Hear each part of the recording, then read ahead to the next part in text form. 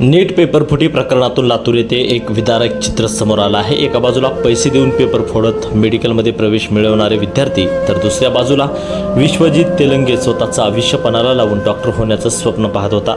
Vishwajit Telange doctor होण्याचं स्वप्न उराशी बाळगून गेली 3 वर्ष तो सातत्यानं नीट परीक्षेची तयारी करत आहे। 3 वेळा त्याने परीक्षाही दिली, मात्र प्रत्येक वेळी कमी गुणांनी वैद्यकीय प्रवेश हुकला आणि यंदा पुन्हा पेपरफुटीच्या आरोपांनी त्याचं स्वप्न धुळीस मिळालंय।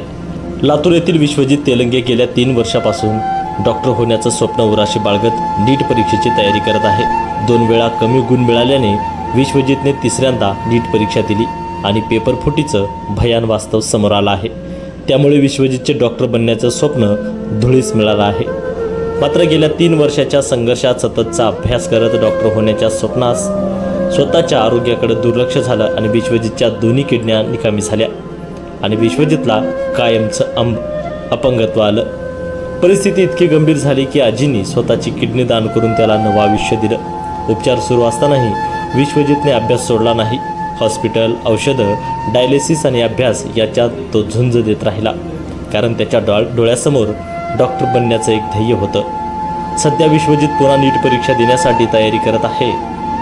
कोणी काही केले तरी डॉक्टर बनण्याचं स्वप्न सोडणार नसल्याचं विश्वजित सांगतोय। त्याच्याकडे काय आता करणारे लोक करत राहणार, आता आपण फक्त भोगायचंच काम राहिलं याच्यामध्ये। आपल्या हातात फक्त कष्ट करणंच आहे ना। बाकीचे लोक त्यांच्याकडे आहे पावर, ज्याच्याकडे आहे पैसा, ते निघून जातील पुढे।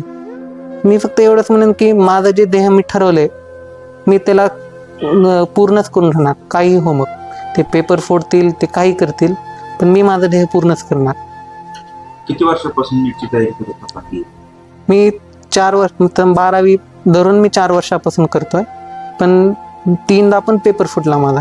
रिपीटर्समध्ये फुटला, सेकंड रिपीटमध्ये, आणि आता थर्ड तर हे माझं आजारामध्येच गेलं आणि यावेळेस पण पेपर फुटला। आता डबल 21 तारखेला पेपर देतात, त्याची पण आता गॅरंटी नाही ते पण पेपर फेअर होईल का नाही।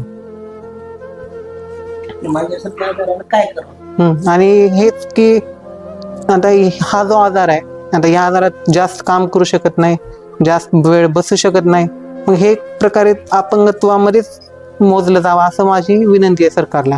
याचं काहीतरी सर्टिफिकेट द्यावं, किंवा मग ज्यांना असे सिरियस आजार आहेत, मीच म्हणून नाही, दुसऱ्यांना पण कुणाला असे काही सिरियस आजार असतील लाईफ लॉंग, तर त्यांनाही काहीतरी एखादी सीट कुठल्या कॉलेजमध्ये असावी किंवा त्यांच्यासाठी काही फीस कमी करावी, हे माझं म्हणणं आहे।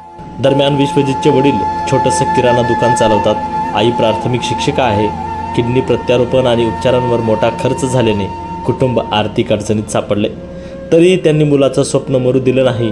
पुन्हा एकदा विश्वजितने कंबर कसली आणि पुन्हा नीटची तयारी सुरू केली आहे। डॉक्टर होणारच हा निर्धार त्याने कायम ठेवला आहे। त्यामुळे शासनाने शारीरिकदृष्ट्या गंभीर आजारातून गेलेल्या विश्वजितला वैद्यकीय प्रवेश प्रक्रियेत विशेष सवलत द्यावी आणि अपंगाचे प्रमाणपत्र द्यावे अशी मागणीही करण्यात आली। हे सगळी सिस्टम बोगस आहे। गरिबानं गरीबच राहावं, मोठ्याने मोठंच होत जावं, हे रूढी परंपरानं चालत आलेली आहे आणि चालणारच आहे। आमच्यासारख्या गरिबाच्या लेकरांना एकच करावं लागेल, अभ्यास अभ्यास अभ्यास करणे आणि मरणाला आमंत्रण गोळा करणे। कारण काही जण पागल होऊ लागलेत। आज माझ्या लेकराचं तर नुकसान तुम्ही कोणीच भरू शकत नाही म्हणाला, गव्हर्नमेंट सुद्धा नाही।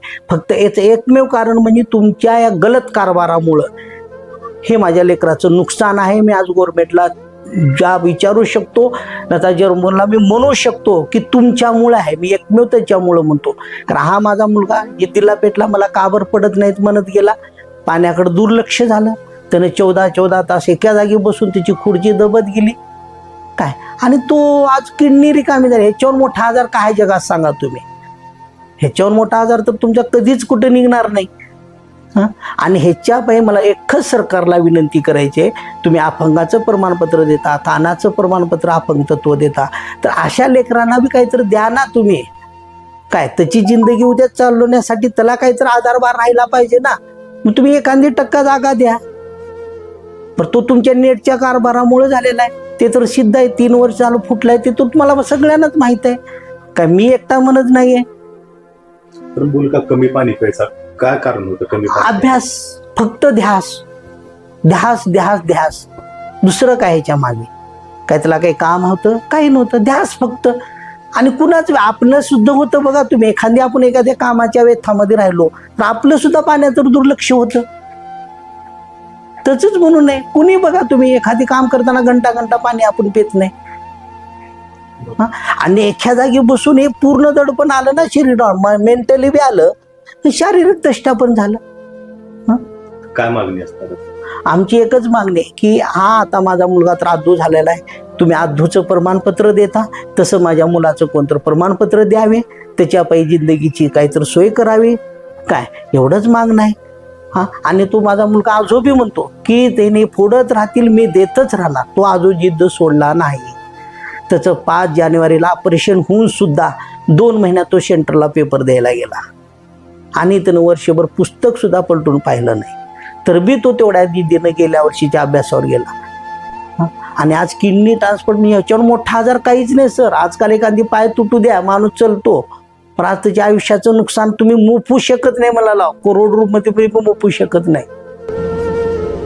एका बाजूला पैशाच्या जोरावर गुणवत्ता विकत घेण्याचा आरोप, तर दुसऱ्या बाजूला मृत्यूशी झुंज देत स्वप्न जागणारा विश्वजित. लातूरच्या शिक्षण व्यवस्थेतील हे 2 चित्र आज अनेक प्रश्न उपस्थित करत आहेत, हे मात्र नक्की. नितीन बनसोडे, एकमत डिजिटल, लातूर.